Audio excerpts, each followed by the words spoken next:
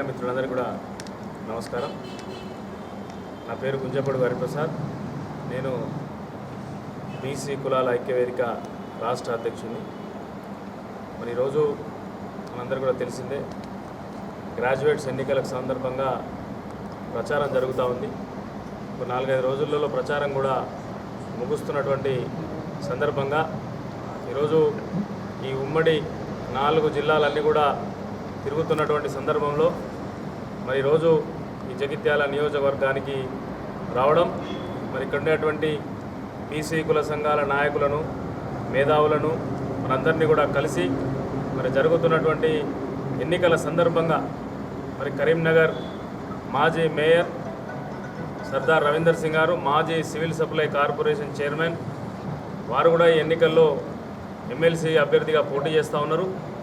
మరి వారు బీసీ సమాజానికి చెందినటువంటి రవీందర్ సింగ్ గారు కనుక మరి వారిని మద్దతు తెలియజేయాలని చెప్పి, వారికి మద్దతు తెలియజేయాలని చెప్పి ఆలోచనతో మరి ఇక్కడికి రావడం జరిగింది. మరి జగిత్యాల నియోజకవర్గంలో ఉండే బీసీ కుల సంఘాల నాయకులను, పట్టాభద్రులందరినీ కూడా విజ్ఞప్తి ఏంటంటే, మరి కరీంనగర్లో మేయర్గా అవకాశం వస్తే ₹1 అంత్యక్రియలు కార్యక్రమాన్ని తీసుకొచ్చి కరీంనగర్ జిల్లా పేరును భారతదేశంలోనే నిలబెట్టినటువంటి సర్దార్ రవీందర్ సింగ్ గారు మేయర్గా ఉన్న సమయంలో, అదేవిధంగా కరీంనగర్ నగరాన్ని స్మార్ట్ సిటీ జాబితాలో చేర్చి ఈరోజు కరీంనగర్లో బ్రహ్మాండమైన అభివృద్ధి కార్యక్రమాలు చేస్తున్నటువంటి వ్యక్తిగా, సివిల్ సప్లై కార్పొరేషన్లో అవకాశం వస్తే అక్కడ కూడా అనేక రకమైనటువంటి సంక్షేమ కార్యక్రమాలు ఆ శాఖలో కూడా చేపట్టినటువంటి వ్యక్తిగా, మరి అదేవిధంగా ప్రభుత్వ స్కూళ్లను కూడా కరీంనగర్ పట్టణంలో 40 గవర్నమెంట్ పాఠశాలలు ఉంటే ఆ పాఠశాలల అభివృద్ధికి ప్రత్యేక కార్యక్రమాలు తన మేయర్గా ఉన్న సమయంలో చేసినటువంటి వ్యక్తిగా, పట్టాభద్రుల సమస్యలన్నీ కూడా వారికి అవగాహన ఉండి ఒక న్యాయవాదిగా ఈరోజు మన ముందుకు వస్తూ ఉన్నాడు కనుక జగిత్యాల నియోజకవర్గంలో ఉండే పట్టాభద్రులందరూ కూడా దయచేసి మీరు సర్దార్ రవీందర్ సింగ్ గారికి ఓటు వేసి గెలిపించాలని చెప్పి ఈ సందర్భంగా విజ్ఞప్తి చేస్తూ ఉన్నాం. మరి అదేవిధంగా కూడా మీరు ఒకసారి ఆలోచన చేయాలి. 2 జాతీయ పార్టీలు, ఆ జాతీయ పార్టీల అభ్యర్థులు కూడా ఇలా వందల వేల కోట్లు ఉన్నటువంటి వాళ్ళు. అదేవిధంగా ఈరోజు వారు బీసీ కనుక బీసీ అభ్యర్థి కూడా ఈరోజు మన ముందున్నాడు. నేను బీసీ అభ్యర్థిని చెప్పుకుంటా ఉన్నాడు ప్రసన్న హరికృష్ణ.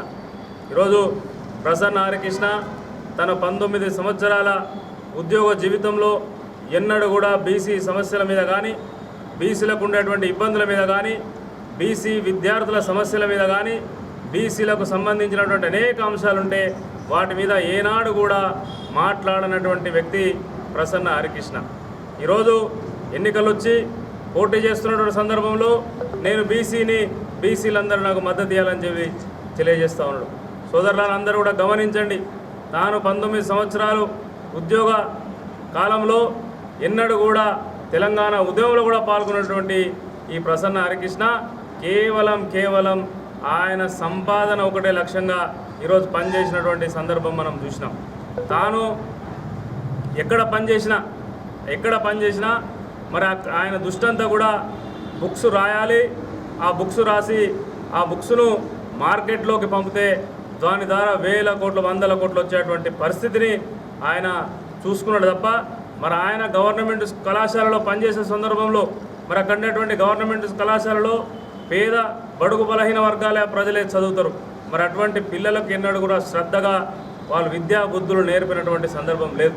మరి అనేక సమావేశాలలో, పత్రికా మీటింగ్లలో చెప్తా ఉన్నాడు, ఈరోజు బడుగు బలహీన వర్గాలకు నేను అది చేసినా ఇది చేసినా నా కింద చదువుకున్నటువంటి పిల్లలే దాదాపు 30,000 మంది అలా వివిధ శాఖల్లో పనిచేస్తున్నారని చెప్పి, ప్రైవేట్గా నువ్వు ఇచ్చినటువంటి కోచింగ్ల ద్వారా కానీ, నువ్వు తీసినటువంటి బుక్స్ ద్వారా కానీ చదువుకున్న వాళ్ళే తప్ప, కానీ ఎక్కడ కూడా నువ్వు చదివి చెప్పినటువంటి కళాశాలలో మరి చదువుకొని పైకి వచ్చినటువంటి ఒక 10 మంది విద్యార్థుల పేర్లు చెప్పు ప్రసన్న హరికృష్ణ అని చెప్పి అడుగుతా ఉన్నాం.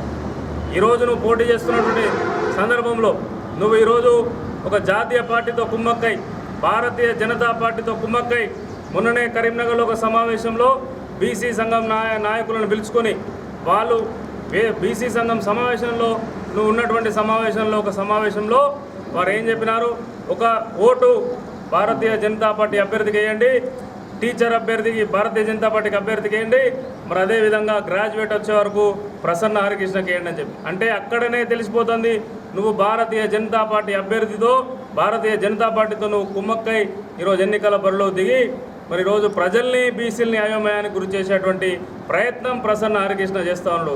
అందుకే మేము అన్నీ కూడా తెలియజేస్తూ ఉన్నాం. బీసీ సోదరులందరూ కూడా ఈ విషయాన్ని చెబుదామని వచ్చినాం.